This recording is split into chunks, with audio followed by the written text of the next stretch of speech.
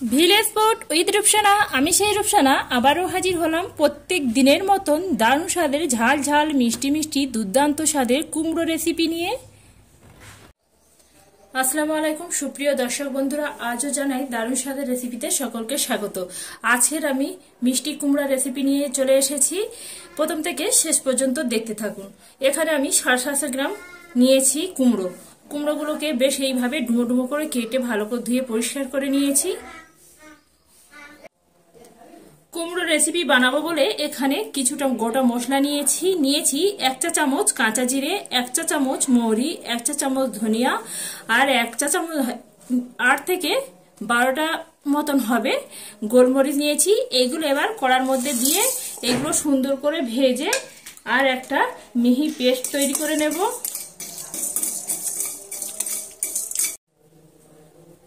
আগে থেকে একটা কড়া বসিয়ে দিয়েছি, কড়া গরম হয়ে গেছে, কড়াতে বেশ কিছুটা পরিমাণে তেল দিচ্ছি।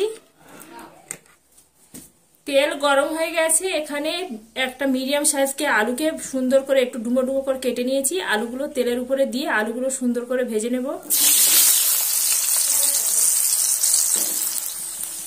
আলুতে স্বাদ অনুযায়ী নুন দিচ্ছি, অল্প একটু হলুদের গুঁড়ো দিচ্ছি। নুন হলুদ দিয়ে আলুটা সুন্দর করে লাল লাল করে ভেজে নেব।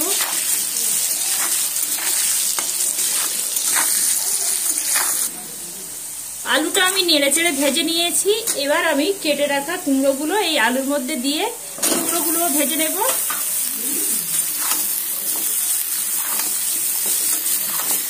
এইভাবে যদি আলু কুমড়ো এইভাবে ভেজে এই রেসিপিটা করা যায়, এর স্বাদ কিন্তু বন্ধুরা দ্বিগুণ হয়ে ওঠে আর খেতে বন্ধুরা খুবই সুন্দর হয়।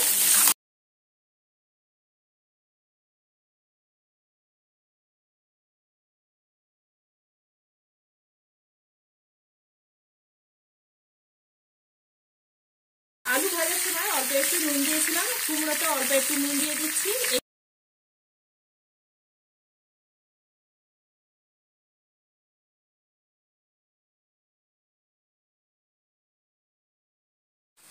কুমড়োর আলুটা নেড়ে চেড়ে সুন্দর করে ভেজে নিয়েছি। এখানে আমার ভাজা রেডি হয়ে গেছে, এবার আমি তুলে নেব। একই কড়ার মধ্যে আবারও একটু তেল দিচ্ছি, অল্প একটু তেল দিচ্ছি একদম। তেল গরম হয়ে গেছে, ফোড়নের জন্য দিয়ে দিচ্ছি 2টো তেজপাতা, 4টে এলাচকে একটু নেড়ে চেড়ে ভেজে নেব। এলাচ আর তেজপাতাটা সুন্দর করে একটু নেড়ে চেড়ে ভেজে নিলাম, সুন্দর একটা ফ্লেভার বের হচ্ছে। এই পর্যায়ে যোগ করে দেব 1/2 চা চামচ কালো জিরে।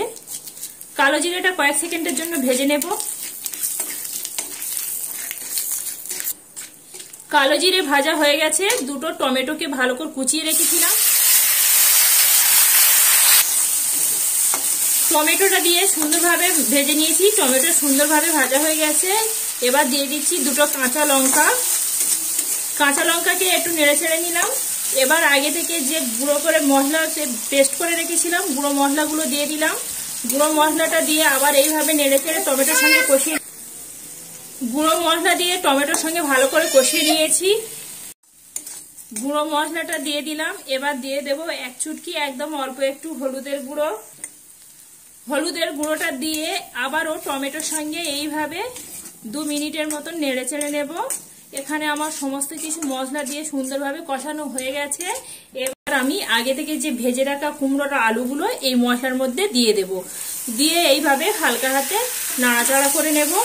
এইভাবে হলেও বন্ধুরা আমার মতন করে এই কুমড়ো রেসিপিটা একবার বানিয়ে খেয়ে দেখতে পারেন।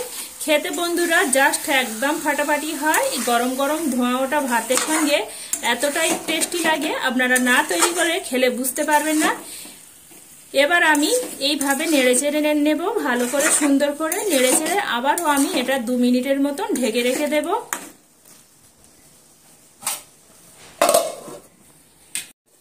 2 মিনিট পরে ঢাকাটা তুলে দেখাচ্ছি। দেখতে পাচ্ছেন বন্ধুরা কুমড়ো থেকে কত সুন্দরভাবে তেল ছেড়ে দিয়েছে। আর এই পর্যায়ে আপনারা চিনিও যোগ করতে পারেন, যেহেতু আমার কুমড়োটা এখানে খুবই মিষ্টি, এখানে চিনির কোনো প্রয়োজন হবে না। বন্ধুরা এই রেসিপিটা একবার হলেও তৈরি করে খেয়ে দেখবেন, অত্যন্ত সুস্বাদু হয়। এবার আমি একটা প্লেটে তুলে নিচ্ছি। আর দেখতে পাচ্ছেন বন্ধুরা কতটাই লোভনীয় হয়েছে। দুর্দান্ত স্বাদের ঝাল ঝাল মিষ্টি মিষ্টি কুমড়ো রেসিপিটি যদি ভালো লেগে থাকে বন্ধুরা একটা লাইক করে দেবেন, লাইক করে আমার সাথে থাকবেন। এইভাবে নিত্য নতুন সহজ সহজ রেসিপি পেতে গেলে অবশ্যই করে চ্যানেলটি সাবস্ক্রাইব করে রাখবেন।